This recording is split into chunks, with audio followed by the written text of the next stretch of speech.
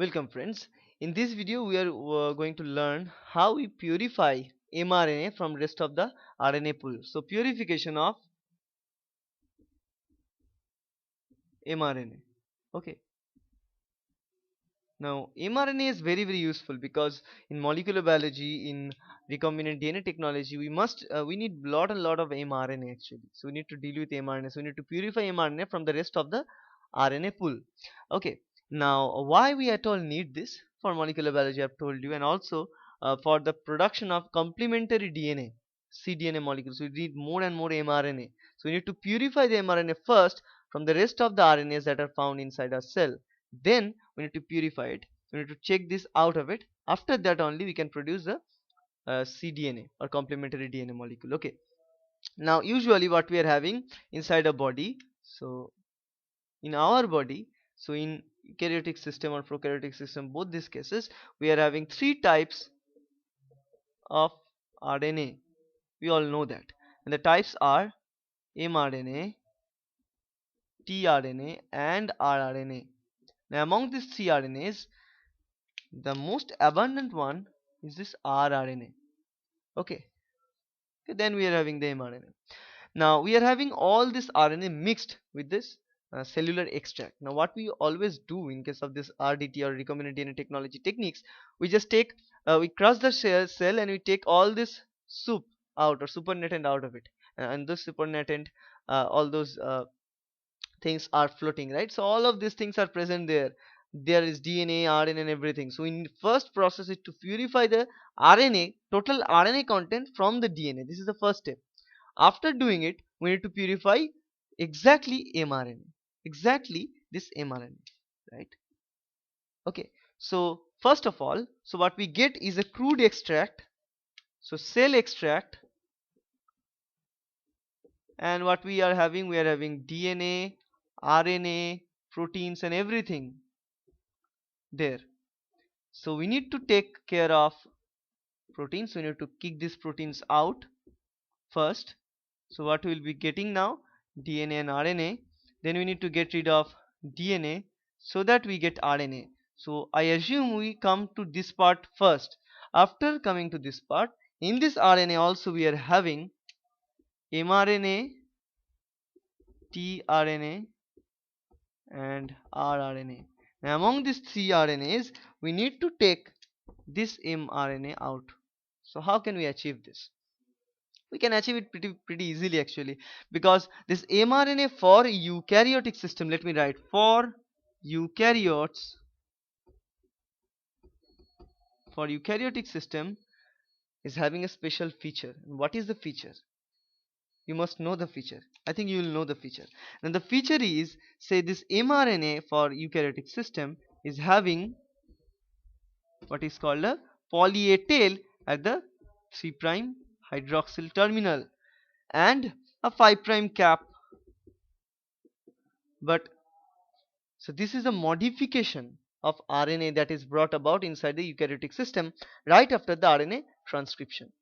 This is a we can't call it a post transcriptional modification. Usually this modification starts with the transcription process actually, but we usually call it as a post transcriptional modification. And in this modification, we are very interested about this poly A tail that is present at the terminal. So it is called poly A tail, or poly means many, adenosine tail. Okay, so we can be sure that among these three different types of RNA, only mRNA are having this polyadenine tail, but not the other RNAs.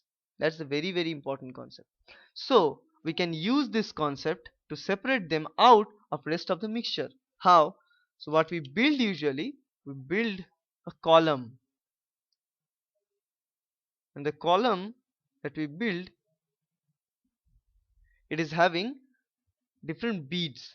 Okay, so it is made up with a solid matrix, and the matrix is made up with what is called synthetic tail, or synthetic tail like structure, or some projection like structure of synthetic molecules, and that is made with thymine, right? Now this is also called oligo DT column because we are having beads. So let me write here say here I'm just writing it separately so that you can visualize the process. Otherwise actually it is a dense matrix. So here you are having oligo DT beads. So this is oligo DT. That means in these beads, if we zoom into the structure, what we can get is that we are having a bead and synthetic polymer is coming out. It is made up with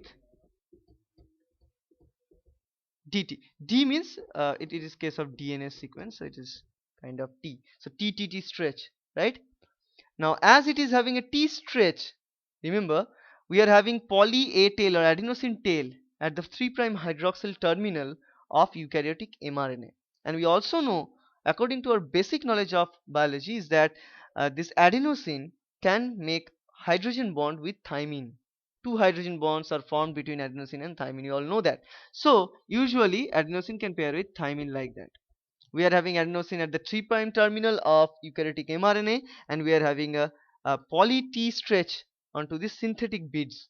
So that means if we pour our DNA mixture through this column, not DNA, sorry, RNA mixture through this column. So if we put it through this column, the mixture of mRNA, tRNA and rRNA, among all of them, the only mRNA are having this poly A. So they will bind with this oligo DT column with the help of this adenine thymine hydrogen bonding interaction, right? Because these are the base complementarity. So here we can see this is say mRNA. This red thing are mRNAs. So mRNAs will bind, but rest of the RNA, for example, this black thing says is the tRNA. It's like a so okay, tRNA will pass, and obviously, let's say this green R, say the rRNA, they won't bind, so they will pass also. So what we get here, once we add all this mixture at a time, then we elute this mixture one after another, time after time. What we get in this elution mix, we get more rRNA and tRNA coming out, and obviously we can get a little mRNA there. Don't think that you won't get mRNA, because due to any kind of misbinding or misincorporation, or not any kind of pH problems or changes, some mRNA can also remove or escapes, but rest of the mRNA pool will be attached to this oligo DT tail, right? So this is, remember, it's the oligo DT. Okay, so as this so what we get now, we get this all of this mRNA bound with this oligo DT tail. Then after eluding this tRNA and rRNA, we simply wash it one or two times to elude rest of the unbounded mRNAs. After that we'll increase the salt. So this is the first step. Then second step is the wash. Third step is the salt wash. High salt wash or pH, we increase the pH. So as we increase the pH in this case, it will, and obviously we can change the osmolarity and ionic, not osmolarity, ionic strength. So we change in the ionic strength of this buffer mixture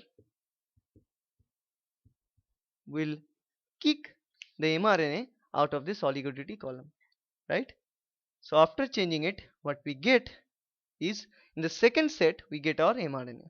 So remember, in the first set rest of the RNAs will come out, then we make a wash, give a wash, and after that we change the salt concentration, the ionic concentration. As a result of that, rest of the bound mRNA will come out, and we get what is called a pure mRNA concentration. That's how we get a pure mRNA from the rest of the crude RNA extracts of a cell. Okay, so that's it, and I hope that's helpful. Thank you.